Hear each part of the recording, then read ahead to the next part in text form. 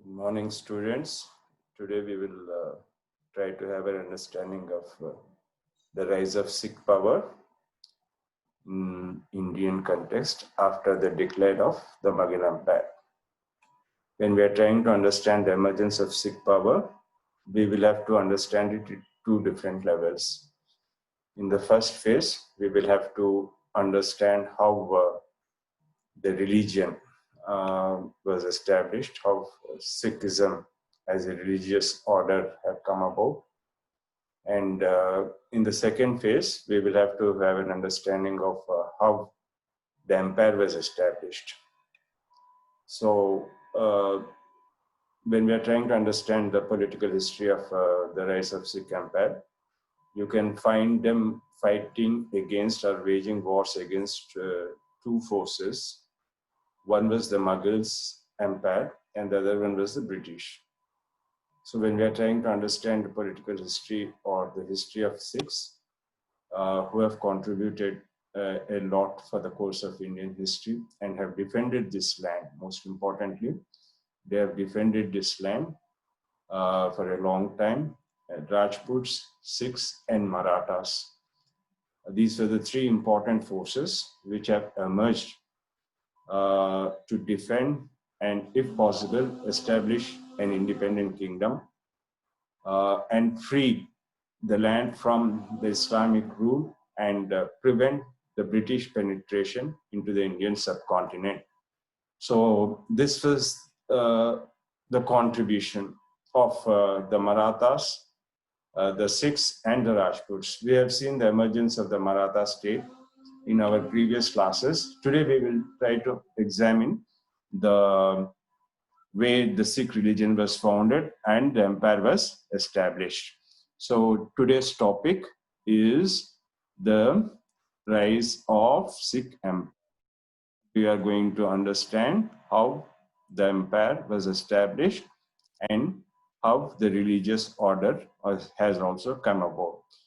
So I have some slides for you. In the first slides, 2-3 slides, I show you the geographical limits of the Sikh Empire. In the second set of slides, I'll show you some of the rulers of the Sikh dynasty.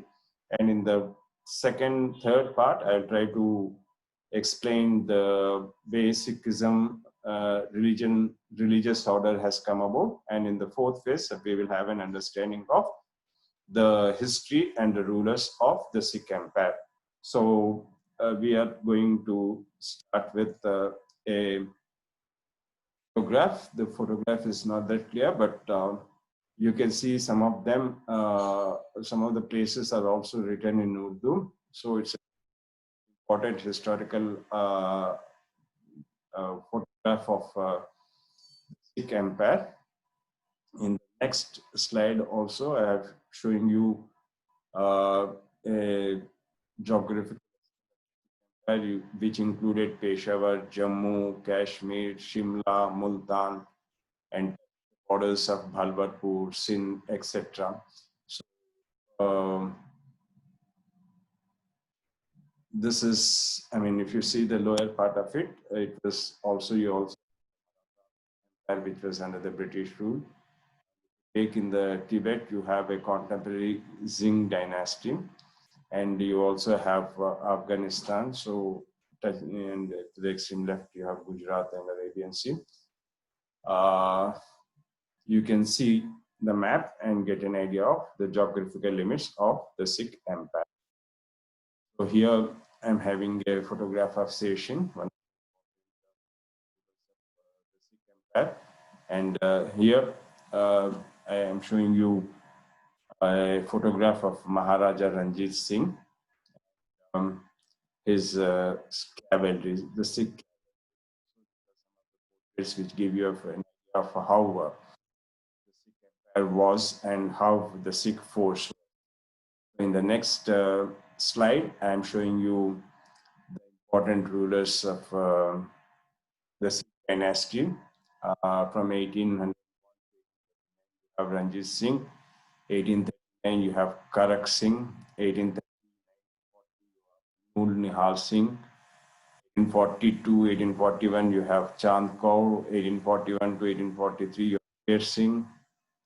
And 1843 to 49, you have Dilip Singh. And from 1843 to 1849, you have Jind Kaur, who was a regent of Dilip Singh.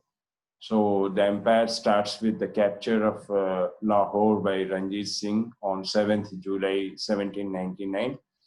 And the empire ends with the Anglo-Sikh War on 29th March 1849.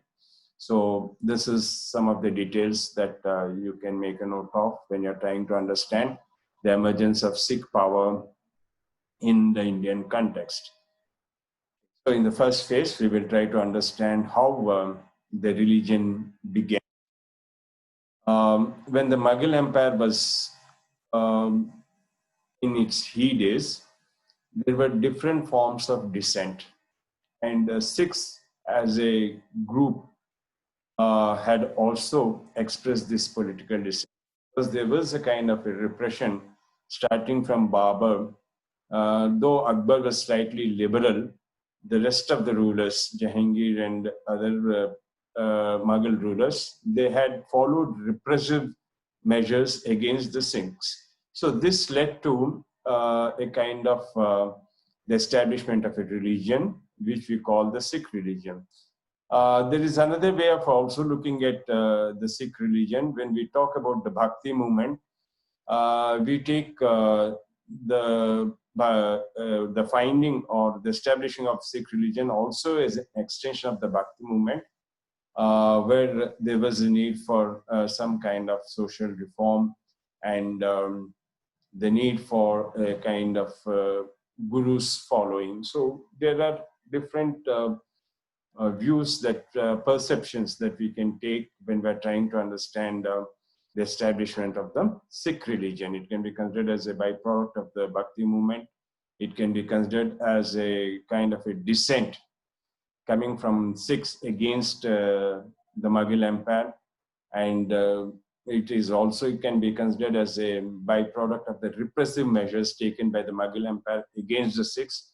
So different perceptions can be taken up when we are trying to understand the establishment of Sikh religion in the Indian context. The Sikh religion, as I'm mentioning in the first point, began around the time of the conquest of North Indian subcontinent by Babur, the founder of the Mughal Empire. Okay, so when we are talking of the times of Babur, we can take this view that it is a product of the Bhakti times. Where there was a kind of a movement, popular movement, which we call the Bhakti movement going on. And Sikh religion was also a byproduct of the Bhakti movement, because we can trace the roots to the times of Babur, when the religion was established during the time of the Mughal Empire. His conquering grandson, that is Akbar, the Mughal emperor, supported religious freedom, and after visiting the langar of Guru Amar Das, got a favorable impression of Sikhism. So as I was telling you, Akbar was a very liberal ruler, and he was a supporter of religious freedom. And because of various political and non-political reasons, he had followed a secular policy and a policy of religious tolerance. So that was one point which was in favor of the spread of Sikh religion and the way the religious order got established in the Indian context. So as a result of his visit, Akbar donated land to the langar, and the Mughals did not have any conflict with Sikh gurus until his death in 1605. So the conflict between Sikhs and the Mughals can be traced from 1605. In the third point which I am mentioning, Akbar donated a land, and up to 1605, up to the death of the Sikh Guru, there wasn't any kind of conflict between the Sikhs and the Mughal Empire. Okay, that is, we are precisely talking of the entire of Akbar's period. So as long as Akbar was there, there wasn't any kind of a conflict between, established conflict between the Sikhs and the Mughal Empire. After his death, okay, the problem starts. So his successor Jahangir, however, saw the Sikhs as a political threat, and he ordered Guru Arjan Dev, who had been arrested for supporting his rebellious Khusra Mirza, to change the passage about Islam in the Adi Granth. So the conflict starts between Jahangir and Guru Arjan Dev, and there is a point of view that Jahangir considered them as a political threat and a divisive force for an emerging divisive force for the Mughal Empire. And he had taken a situation to his advantage where Khusra Mirza, who had rebelled against the Mughal Empire during the time of Jahangir, was given a kind of an asylum during the period of Guru Arjan Dev, and that also was one of the points. And there is some point of difference of opinion to change the passage about Islam in the Adi Granth. So you have Guru Arjan Dev making some kind of a narration of Islam in that, and this was taken as an objection and a cause for Jahangir to go against Guru Arjan Das. So when the Guru refused, Jahangir ordered him to be put to death by torture. So this was the first repressive measure on a Sikh Guru, which was done by Jahangir. And I mean, the point of difference was that giving an asylum giving an asylum to Khusra Mirza and the passage in the Adi Granth. These were the two reasons. And based on that, he was put to death by torture. Jahangir had put the Guru to death by torture. So Guru Arjan Dev's martyrdom led to the sixth Guru, Guru Hargobind, declaring Sikh sovereignty in the creation of the Akal Takht and the establishment of a fort for defend religion and the Sikh forces at Amritsar. So you have Guru Arjan Dev being put to death by Jahangir, after which you have Guru Hargobind. He declared the political sovereignty of the Sikhs in the creation, and he also created the Akal Takht and established a fort, founded a fort to defend Amritsar, which becomes the center of protection for the Sikh religion and the Sikh forces. Okay, so this is how it is beginning. Okay, I mean, first we will have to identify in the first few points. I'm just trying to help you to understand how the religion was founded, the circumstances where the religion was forced to defend itself, and in the process of defending itself, how the political ambitions emerged. So Jahangir attempted to assert authority over the Sikhs by jailing Guru Hargobind Singh at Gwalior, but released him after a number of years when he no longer felt threatened. So repressive measures of Jahangir on two Gurus. One was Guru Arjan Dev and the other Guru was Guru Hargobind Singh. So as long as he felt that he was a threat to the Mughal Empire, he was put behind bars. Okay, so the Sikh community did not have any further issues with the Mughal Empire until the death of Jahangir in 1627. The succeeding son of Jahangir, Shah Jahan, took offense at Guru Gobind's sovereignty and after a series of assaults on Amritsar, forced the Sikhs to retreat to Shivalik Hills. So, during the period of Jahangir, we have Jahangir taking up repressive measures against two Gurus, that is Guru Arjan Dev and Guru Hargobind Singh. And these repressive measures are continued by Shah Jahan, who is also taking up repressive measures and who sits on the throne of Delhi after Jahangir's death in 1627. Shah Jahan did not like the idea of political sovereignty of the Sikh forces, and he raided Amritsar several times and he pushed the Sikhs to the Sivalik hills. So a religious order which was established proved to be a potential political threat for the Mughal Empire, and the Mughal Empire starts taking up repressive measures, especially from the times of Jahangir and Shah Jahan.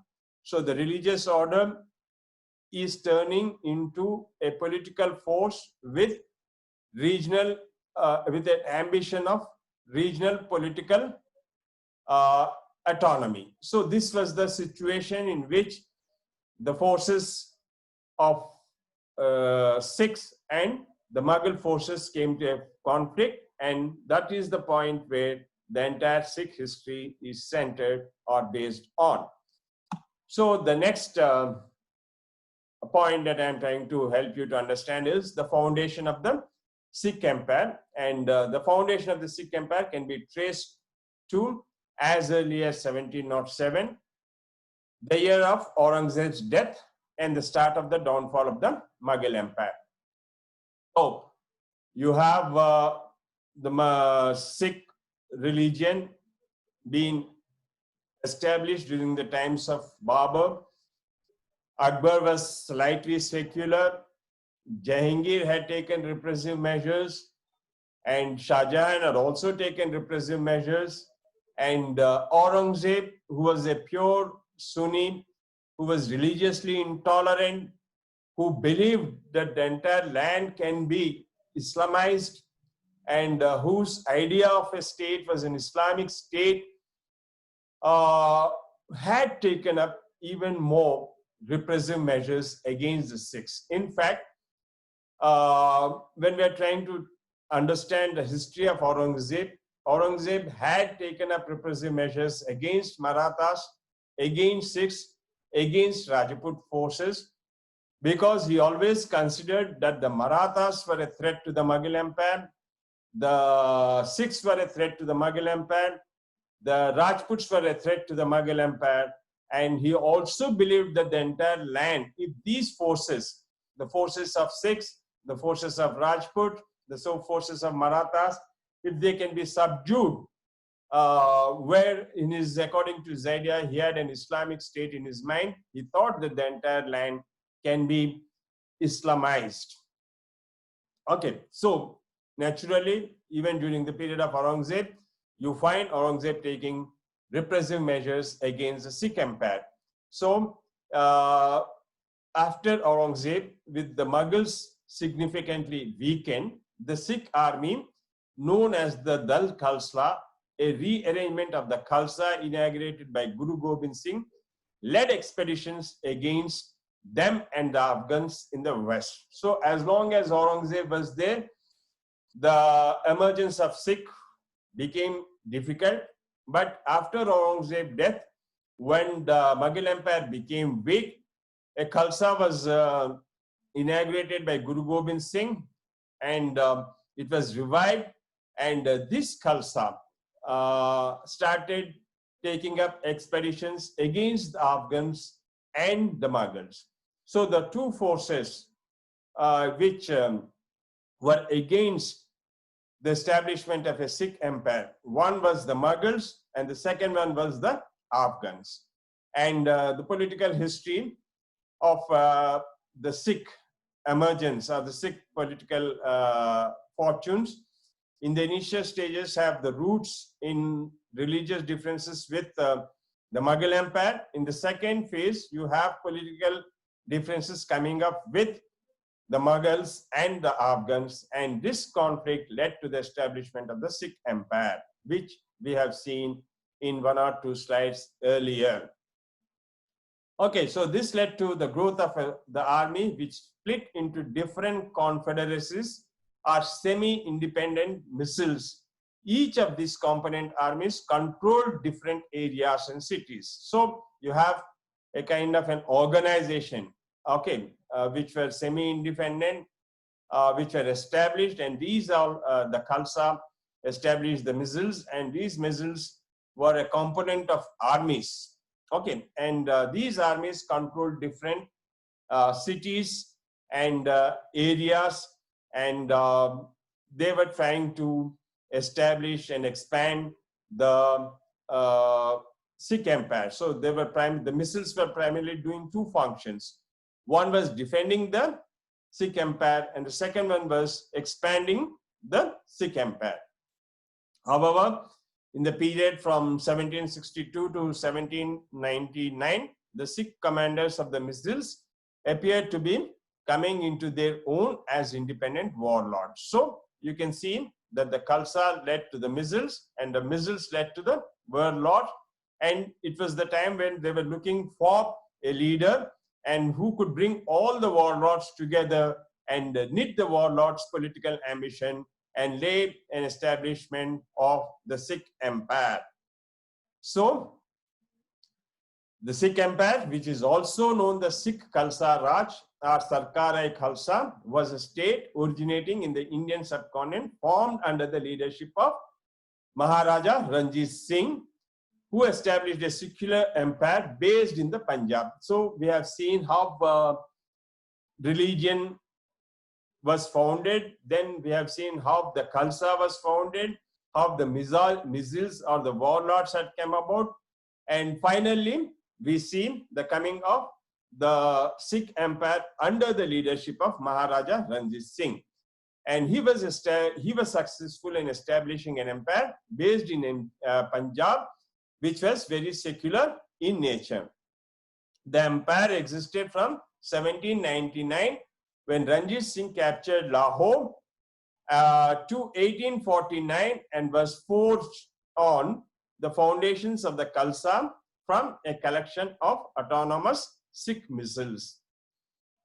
At its peak in the 19th century, the empire extended from the Khyber Pass in the west to the western Tibet in the east, and from Mithankot in the south to Kashmir in the north.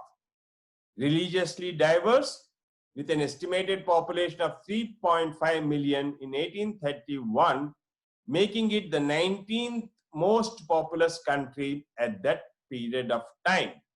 It was the last major region of the Indian subcontinent to be annexed by the British.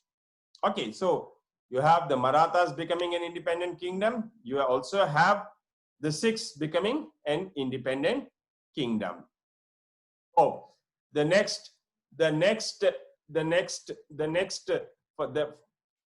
formation of the empire began with the capture of Lahore by Maharaja Ranjit Singh from its Afghan ruler Zaman Shah Durrani. So you have the Afghan forces also coming up and going against the Sikh forces, and you also have the Mughals.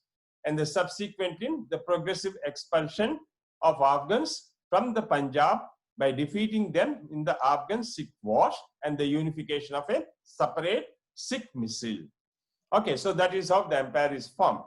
Ranjit Singh was proclaimed as Maharaja of Punjab on 12th April 1801 to coincide with the Vaisakhi, creating a unified political Sikh state. Sahib Singh Bedi, a descendant of Guru Nanak, conducted the coronation. So you have finally the coming of the Sikh Empire.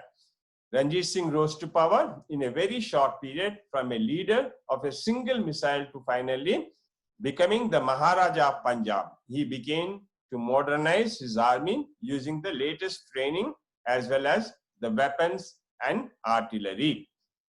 After the death of Ranjit Singh, the empire was weakened by internal divisions and political mismanagement. Okay, so this was the problem with the Sikh, inherent problem with the Sikh Empire. Finally, by 1849, the state was dissolved after the defeat in the Anglo-Sikh Wars. So you have three forces: Mughal forces, the Sikhs countered the Mughal forces, the Afghan, and the British.